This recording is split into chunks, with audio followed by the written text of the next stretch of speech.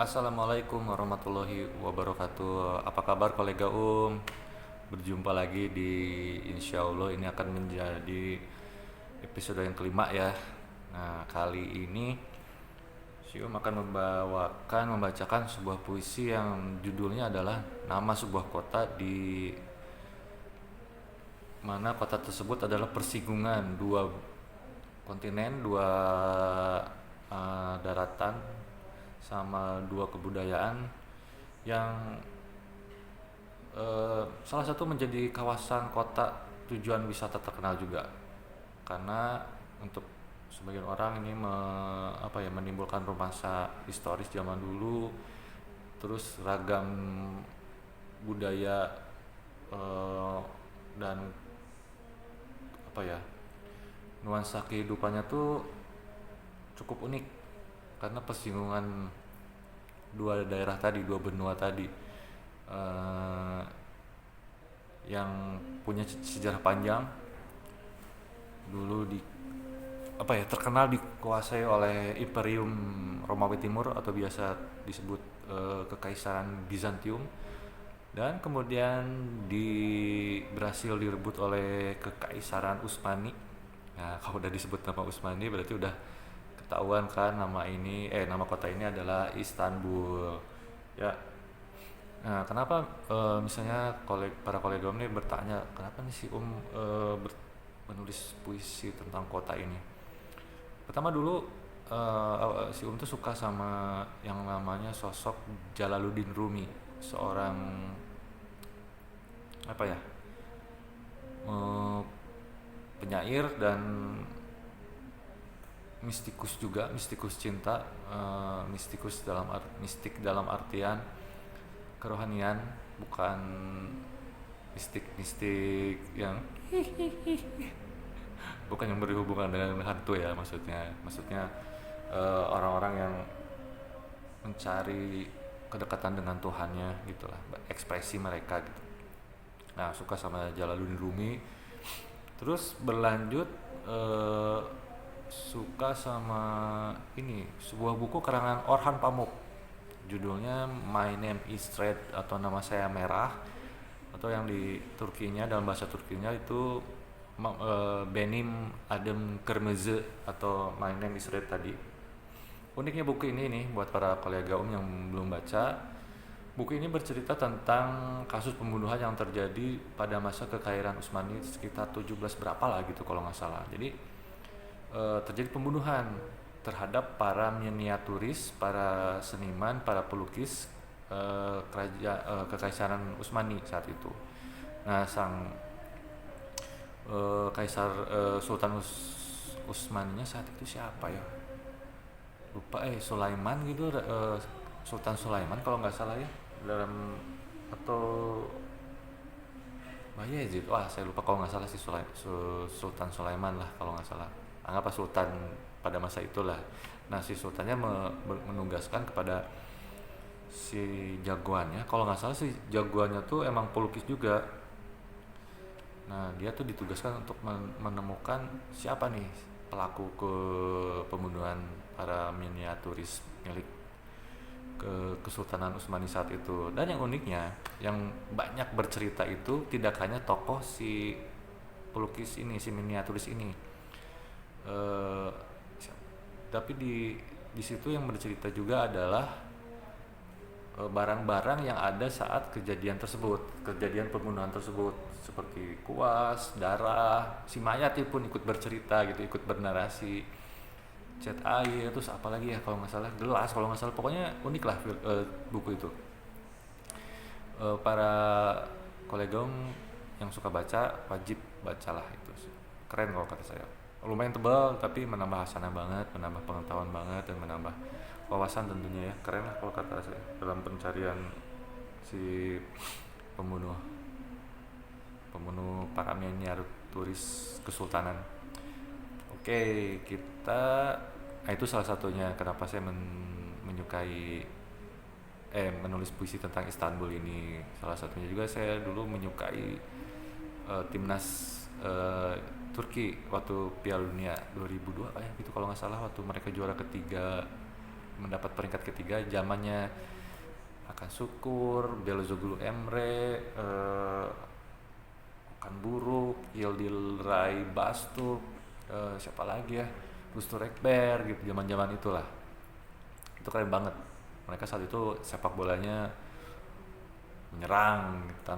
Mereka kan nggak tinggi-tinggi ya, yang termasuk tinggi itu paling Rustur Ekbernya kiper, Hakan Şükürnya itu pemain penyerang tengah sama penyerang depannya tuh ya nggak terlalu tinggi tapi lincah banget.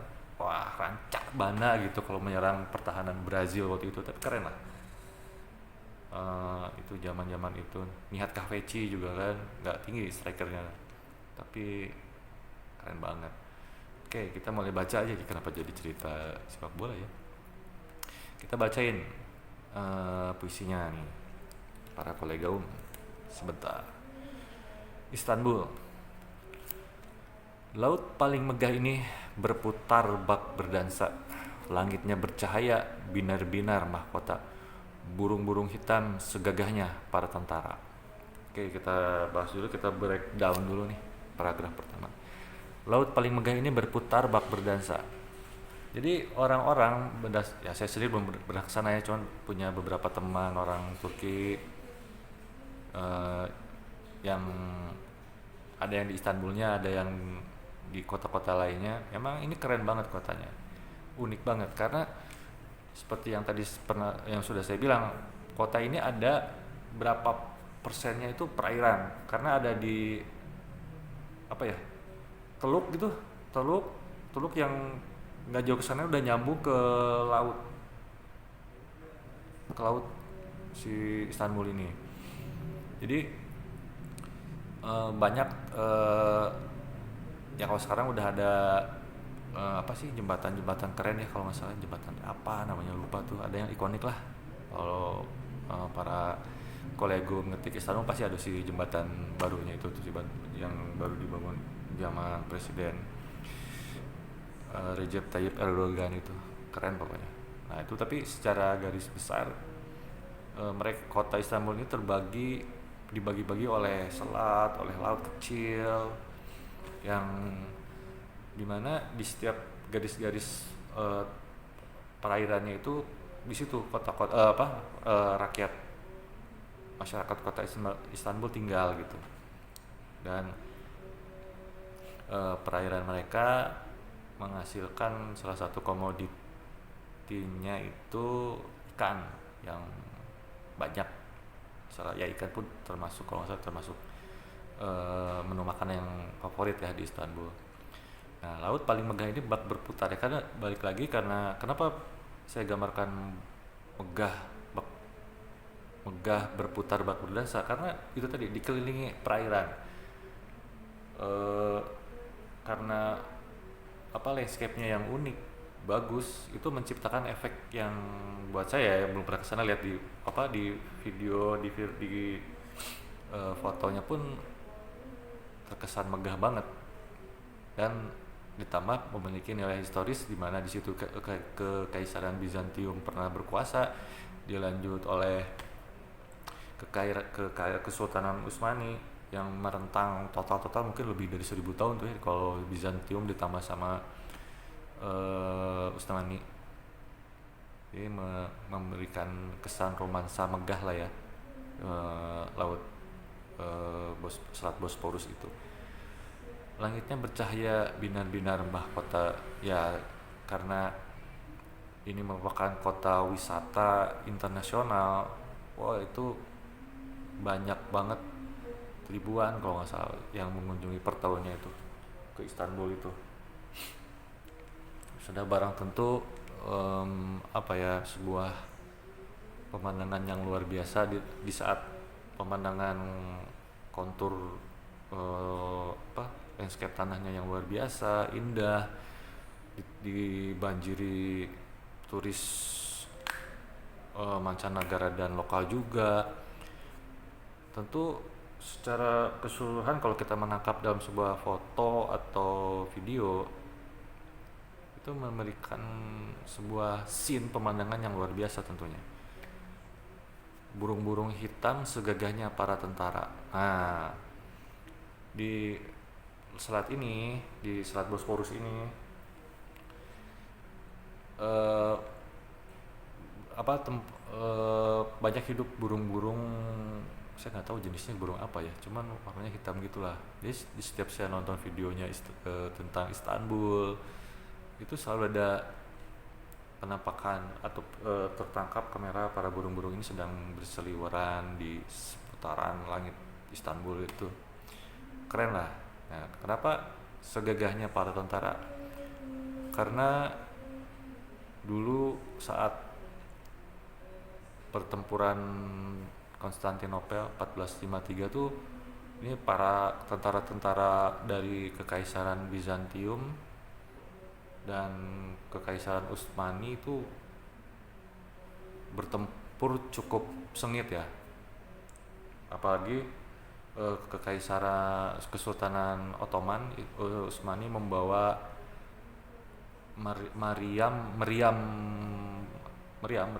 bom gitu, peluncur bom itu yang berdiameter kurang lebih kok berapa ya, 2 meter apa 3 meter gitu, ada di filmnya tuh yang si dudukan si selongsong meriamnya itu dibawa untuk menggempur benteng Bizantium saat itu, benteng Konstantinopel saat itu. Jadi udah berantem tuh nih si tentara-tentara dari dua belah pihak ini, udah pasti mati-matian mempertahankan, dan yang satu berusaha menyerang. Tentu sebuah momen yang luar biasa ya. Lanjut ke paragraf berikutnya. Bukitnya pernah berdarah si bahan luka, membantu mengangkat bahtera menjadi pembeda, menyusup dan membebas yang telah lama dicita. Nah, bukitnya pernah berdarah bersimbah luka karena dulu tuh sebelum ditaklukkan, Konstantinopel alias Istanbul ini sangat sulit ditaklukkan oleh bangsa lain, termasuk Utsmani, Kesultanan Utsmani. Mereka itu kalau tidak salah hampir 7 kalian lah kalau nggak salah ya, menggempur Konstantinopel, tapi tidak pernah berhasil. Baru berhasil saat kepemimpinan Sultan Muhammad II itu, atau yang lebih dikenal Mehmed II atau Muhammad Al-Fatih. Baru beliau yang berhasil setelah beberapa pendahulunya 6 apa 7 gitu berusaha melakukan penyerbuan Istanbul, Konstantinopel tidak pernah berhasil. Kenapa saya menulis bukitnya pernah berdarah bersimbah luka?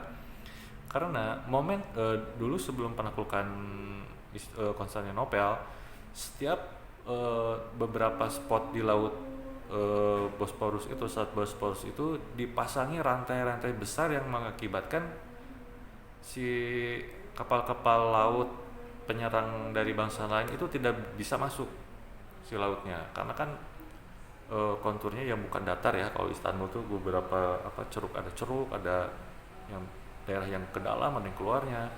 Nah, jadi di spot benteng Konstantinopel itu dikitari oleh rantai-rantai yang dimasukkan di dalam laut. Jadi untuk setiap penyerangan itu sukar sekali. Kapal tidak bisa masuk. Sementara untuk menyerang dari daratan itu membutuhkan waktu lama. Jadi pas mau tidak mau saat itu amunisi dan ransum membutuhkan biaya dan tenaga yang sangat besar. Jadi yang memudahkan saat itu memang dari laut, tapi itu tidak dipermudah. Kesukaran itu mereka tempatkan di perairannya itu, jadi sukar.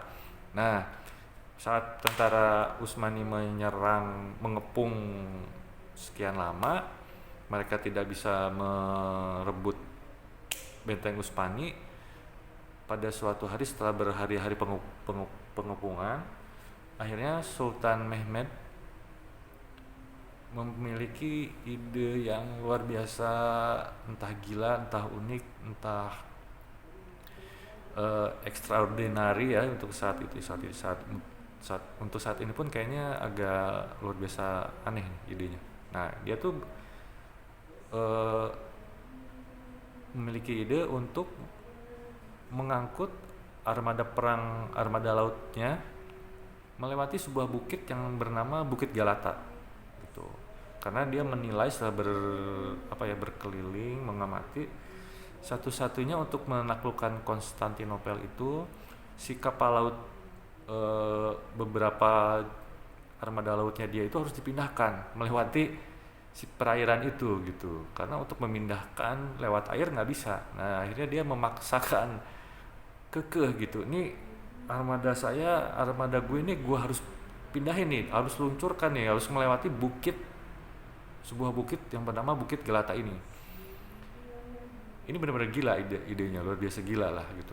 Tapi karena keinginan Sultan Mehmed saat itu, akhirnya ya sudah, akhirnya tentara Turki menarik kalau tidak salah 7 armada, kalau nggak salah armada laut berjumlah 7 kapal, mereka angkut ke daratan dan mereka gelindingkan di atas golongan-golongan kayu yang sudah diminyaki gitu.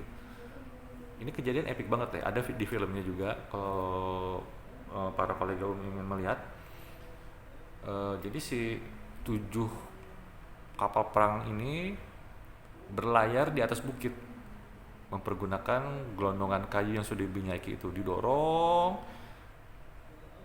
dalam waktu berapa? Semalam kalau nggak salah sih, 7 ini yang diangkut oleh ribuan pasukan. Nah, diangkut melewati sebuah bukit Galata. Akhirnya dalam semalam, kalau tidak salah ya waktunya, dalam semalam si kapal perang itu pagi-paginya sudah bisa mereka luncurkan kembali di perairan Bosporus, di selat itu. Ya anggaplah 7 lah ya, si 7 pas kapal perang ini sudah bisa meluncur lagi di laut Bosporusnya, di selat Bosporusnya. Tentu saja si pemandangan ini, si scene epic dan menakjubkan ini membuat gempar para penduduk yang berlindung di benteng Konstantinopel. Ya sudah, berhubung si armada perangnya sudah bisa ditransfer melalui Bukit Galata, pertahanan benteng Konstantinopel pun bisa langsung dilucuti. Terlebih pas saat itu Kesultanan Utsmani Ottoman memiliki sebuah pasukan ya, regimen elit yang bernama pasukan Janissary, yang terkenal sangat hebat, harum lah namanya dalam bergerak dalam sebuah peperangan tuh. Mereka biasanya pasti turun untuk menuntaskan gitu. Ya sudah, akhirnya ya kenapa tadi saya cerita bukitnya pernah berdarah bersimbah luka, karena perjuangan memindahkan si beberapa kapal perang ini membutuhkan upaya yang sangat luar biasa. Keringat sudah tentu, darah sudah pasti, yang menarik gimana coba kita sekarang tidak bisa membayangkan hal itu ya. Susah deh. Membantu mengangkut Bahtera menjadi pembeda. Nah, karena kembali ke kalimat sebelumnya, setelah berhasil diluncurkan tadi, si benteng Konstantinopelnya berhasil direbut oleh pasukan tentara Utsmani,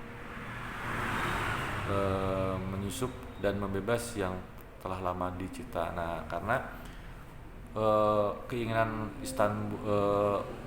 Kesultanan Utsmani untuk merebut Istanbul ini sudah bertahun-tahun, anggaplah kalau 7 keturunannya mungkin sudah hampir berapa, ratusan tahun lah ya, sekitar 400-500 tahunan gitu. Usaha untuk merebut Istanbul ini baru berhasil di eranya di tahun 1453 di masa kepemimpinan Sultan Mehmed Al-Fatih Muhammad II.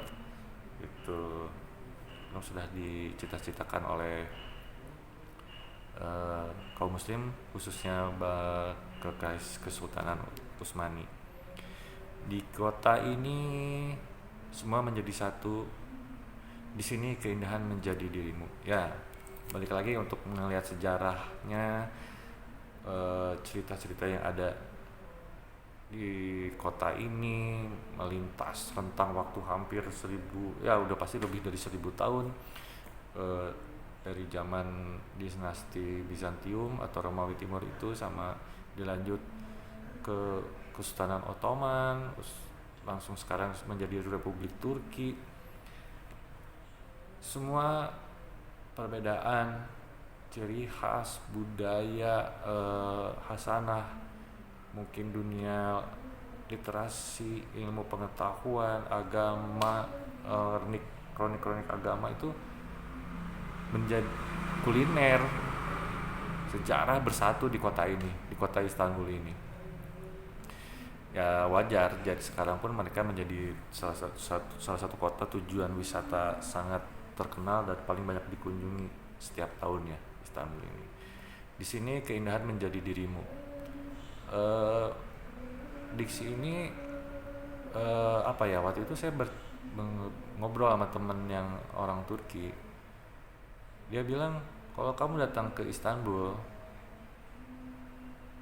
kamu bisa merasakan sebuah arti keindahan yang ada di dunia ini gitu. Walaupun saya, ya apa ya, baru bisa membayangkannya aja ya, baru bisa mengawang-awangkannya gitu, baru bisa mengawangnya seperti apa gitu ya rasanya ada di sebuah kota yang berusia tua, itu sudah ada dari zaman Yunani gitu ya, kalau nggak salah Yunani, Romawi kalau nggak salah, terus lanjut ke Bizantium, lanjut ke zaman Utsmani, hingga sekarang zaman Turki modern. Ya bercampur aduk dari segala jenis unsur kehidupannya gitu, dan termasuk kota yang apa ya, aman gitu, enak untuk dikunjungi dengan segala macam unsur khas kota tersebut. Ya mungkin aku bisa bisa sedikit memperkirakan apa kata teman saya tadi itu, bahwa di sini kamu bisa merasakan salah satu arti keindahan di dunia itu gitu. Ya mudah-mudahan someday saya bisa bermain di sana. Doakan aja ya para kolega. Lanjut ke baris berikutnya. Berjalanlah, pepohonannya adalah naungan, duduklah, bubungannya adalah kerinduan, memejamlah, bisikan anginnya adalah impian. Ini semacam, ya mungkin, apa ya, pikiran saya kalau bisa suatu saat berkunjung sana, mungkin apa ya, suasananya mungkin sangat indah gitu. Kita duduk di pinggiran perbukitannya, dan bisa langsung lihat laut Bosporus gitu. Dan jauh di sana udah daratan lagi, mungkin burung-burung berterbangan, perahu-perahu yang bergerak karena berlayar di Bosporus gitu. Dan udah pastilah, apa ya, bunga-bungaan di sekitarnya, taman-tamannya keren banget gitu, seperti yang ada di sekitar Hagia Sophia atau Masjid Biru, terus benteng apa namanya itu, lupa ya namanya, Rumelisari gitu ya, itulah, nanti saya coba carikan gitu. Terus spot-spot lain para bekas-bekas istana-istana putri-putri sultan gitu, tempat peristirahatannya, kafe-kafenya, wah udah pasti asik banget ya. Memejamlah, bisikan anginnya adalah impian. Ya mungkin kalau misalnya kita ada di sana, duduk di pinggiran Istanbul sambil menatap sebuah view yang keren, kita bisa merasakan semilir anginnya. Nah, kita bisa sedikit beromansa mengenang sejarah gitu, mungkin masa lalu di mana berbagai macam generasi dari berbagai macam kekuasaan kerajaan yang pernah hidup di sana ya, berkuasa di sana. Itu setidaknya pasti memunculkan suatu romansa tertentu yang cukup unik mungkin. Ya entah, rasanya mungkin berbeda-beda ya buat setiap orang, tapi pasti minimal ada sensasi mengasihkan lah, terutama yang kalau saya karena suka sejarah dan kota Istanbul itu sendiri itu bakal menghadirkan sensasi tertentu ya pastinya. Kita lanjut ke paragraf berikutnya.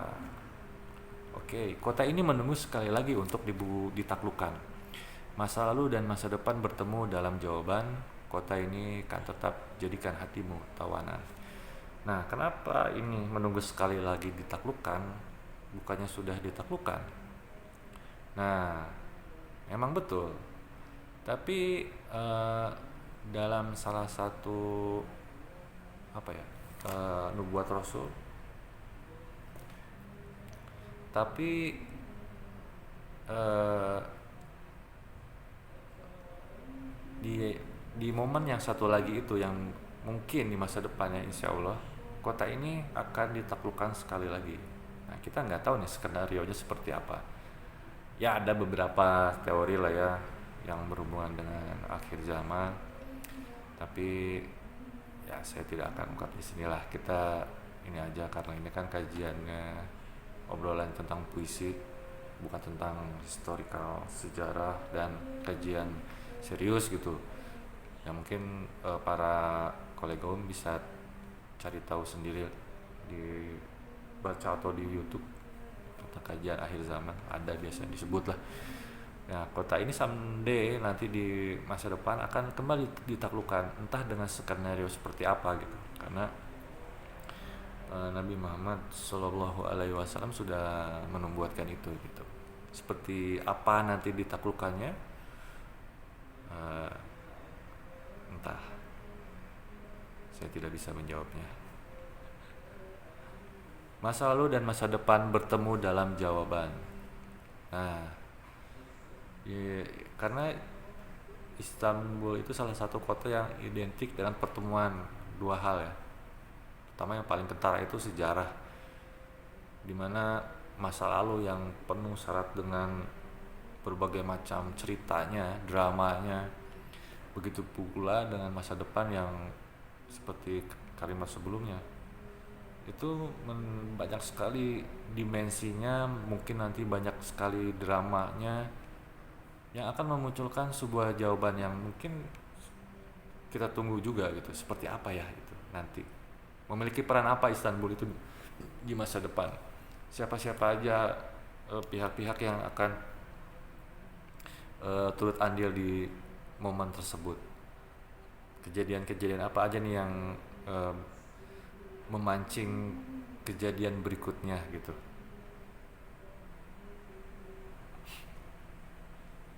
Kota ini akan tetap menjadikan hatimu tawanan. Nah, di samping cerita hal-hal yang sudah tadi saya ungkapkan, baik sejarahnya, baik pemandangan indahnya, drama-drama yang terjadi zaman sekarang seperti pernah terjadi bom bunuh diri, pernah terjadi usaha kudeta Presiden Recep Tayyip Erdogan, apalagi ya Istanbul tuh pernah terjadi waktu terjadi demo berbagai macam hal seperti waktu kapal misi perdamaian Turki yang ditembak kalau nggak salah, kapal laut dirusak oleh tentara Zionis Yahudi, berbagai macam lah. Belum wisatanya yang paling hits ya sekarang. Kota ini mau nggak mau pasti akan menawan hati kita gitu, karena keunikannya tadi itu yang memiliki rentang sejarah yang panjang dengan entah berapa macam cerita yang telah terjadi di sana. Untuk orang Turkinya pun yang tiap hari lihat di sana ya, apalagi yang tinggal di Istanbul tuh, mereka mencintai kotanya gitu, menyukai lah. Apalagi kita yang mungkin bisa berkunjung ke sana, yang bisa lebih mendalami, tidak hanya selintas berselfie ria gitu ya, untuk lebih mengetahui lagi seperti Grand Bazarnya yang menyimpan banyak apa ya, waktu itu saya pernah nonton di BBC cerita tentang Grand Bazaar-nya itu luar biasa. Kedai-kedainya, toko-tokonya, gerai-gerainya itu keren banget. Grand Bazaar, terus museum-museum, restoran-restorannya, kulinernya, wah keren banget itu. Mau nggak mau, eh, saya pernah menonton salah seorang orang Amerika apa Inggris gitu, dia sengaja bermigrasi ke Turki, dan dia penjual handicraft kalau nggak salah, dan berjualan di Grand Bazaar itu karena dia sangat apa ya, menyukai gitu, ngerasa ngeblend in sama kota Istanbul itu gitu, yang ya dia anggap entah itu di Inggris atau orang Amerika gitu ya, saya lupa. Dia sampai saking enjoynya, saking bisa ngerasa ini kota asik banget, nyaman banget buat saya tinggali gitu. Sampai akhirnya dia berpindah ke sana, berjualan di sana, berjualan handicraft gitu, kerajinan, dan dia nggak bisa lepas gitu kata dia. Itu salah ya, nggak semua sih memang ya, cuman pasti terindikasi kalau ke Turki itu bisa menawan apapun lah kesannya buat kita, bisa menawan sebagian hati kita di sana gitu. Dan mungkin pas kita pulang ke negara kita asal, kita nggak bisa ngelupain Istanbul juga. Ke paragraf berikutnya, di kota ini semua menjadi satu dan di sini keindahan menjadi dirimu. Sedikit menambahkan ya itu tadi, di kota ini sebuah kota yang sangat memiliki peranan penting dalam cerita percaturan dunia kehidupan manusia. Salah satu kota yang jadi headline terus karena sangat posisinya yang strategis. Semua hal ada di Istanbul, sebuah kota yang unik kalau kata saya sih. Di sini keindahan menjadi dirimu. Ya kembali lagi, sebuah kota Istanbul ini ya nggak tahu ya apakah saya someday bisa kesana mengunjunginya. Beberapa penulis, beberapa artis khususnya kalau nggak salah sih, yang pokoknya yang pernah datang dan terkoneksi dengan Istanbul itu, mereka sangat menyukai keindahannya. Mereka sangat menyukai keindahan dan itu sangat berkesan banget gitu. Tapi yang buat saya pribadi, Istanbul itu memunculkan, tapi kalau Jalaluddin Rumi itu bukan dari Istanbul, dia dari Konya kalau nggak salah. Ya dari Konya kalau Jalaluddin Rumi. Tapi yang buat saya pribadi itu tadi bukunya Orhan Pamuk, ya My Name is Red, Benim Adem Kırmızı. Terus sama ada sebuah buku yang memoir kalau nggak salah, berjudul Istanbul juga, karangan Orhan Pamuk. Itu bercerita tentang masa kecil dia, dari Istanbul tahun 80-an yang sangat terasa sekali nuansa sekulernya gitu kan. Turki kan negara sekuler kan. Jadi yang dia bilang itu, dengan kesekuleran Turki yang terutama Istanbul, walaupun bukan ibu kotanya, ibu kotanya itu di Ankara, tapi Istanbul itu kota besar gitu. Jadi saya hidup di Istanbul ini, kata kalau tidak salah kurang lebih, saya mencarikan aja lah, mencoba. Jadi merasakan sebuah nuansa hidup, gaya hidup di mana kaum agamis dan kaum sekuleris itu bertemu. Istilahnya mereka terpaksa berteman karena dalam suatu keluarga pun bisa ada yang seperti itu. Dalam satu keluarga bisa ada yang agamis banget, bisa ada yang sekuler banget gitu. Itu menciptakan sebuah dilema dan romansa tertentu yang hidup untuk masyarakat Turki, khususnya Istanbul ya. yang unik gitu kata dia gitu. Walaupun si Orhan Pamuk ini telah pergi kemana gitu, melanglang buana lah ya gitu. Istanbul itu selalu bikin kangen lah intinya. Seperti Bandung ya buat saya pribadi gitu. Saya kemana Bandung, saya mencintai Bandung gitu. Mungkin ya Bandung dalam skala kecilnya ya. Kalau Istanbul karena sebuah kota yang mendunia sekali lah gitu ya. Yang bukan hanya masalah wisatanya gitu, karena politiknya, masalah ekonominya, masalah pendidikannya lebih lengkap gitu.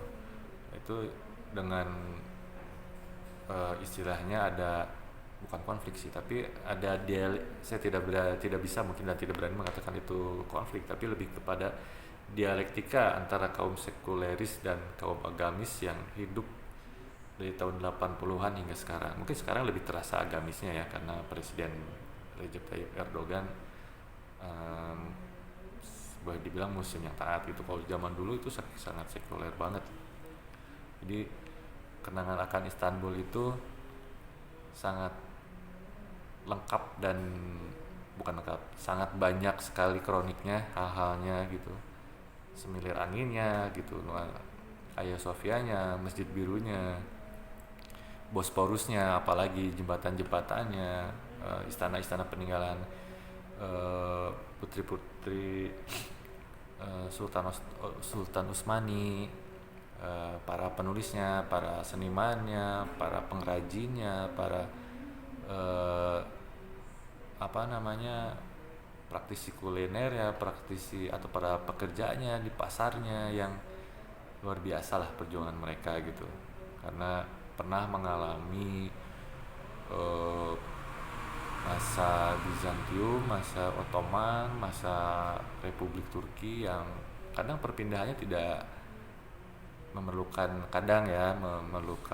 peperangan lah, konflik segala rupanya gitu. Ya sebuah kota yang sangat berkesan sih sebenarnya buat saya, walaupun pernah mengunjunginya. Saya baru baca aja gitu, tapi kalau buat para kolega ya bisalah baca atau nonton di internet, di YouTube atau di situs-situs tertentu yang membahas tentang Turki atau khususnya Istanbul ini. Keren lah buat saya. Dan ya pokoknya apalagi kalau baca buku yang seperti saya bilang tadi, My Name is Red-nya karangan Orhan Pamuk, ya kita bisa sedikit naik ke belakang kayak seperti apa sih kehidupan di era Ottoman, Utsmani 17-an atau 800-an itu, ya unik, sangat unik banget. Ditambah untuk menambah sana baca buku berjudul Istanbul karangan Orhan Pamuk juga, itu keren. Atau nonton biasanya liputan-liputan Istanbul dari BBC atau media-media internasional lainnya, keren banget lah. Oke, sepertinya ini udah lama banget nih para kolega mau ngebahas tentang Istanbul. Semoga bermanfaat, semoga menambah hasanah, semoga menambah hasanah literasi, semoga cukup menghibur juga. Mungkin insya Allah kita bertemu di episode lainnya ya, di Monolog. Terima kasih buat semua yang sudah menonton Monolog di episode sebelumnya. Semoga para kolega dimanapun kalian berada tetap sehat, jaga kesehatan, dan semoga tetap selalu mendukung kanal si ini yang bernama Monolog ini. Terima kasih, bertemu di lain kesempatan. Assalamualaikum warahmatullahi wabarakatuh.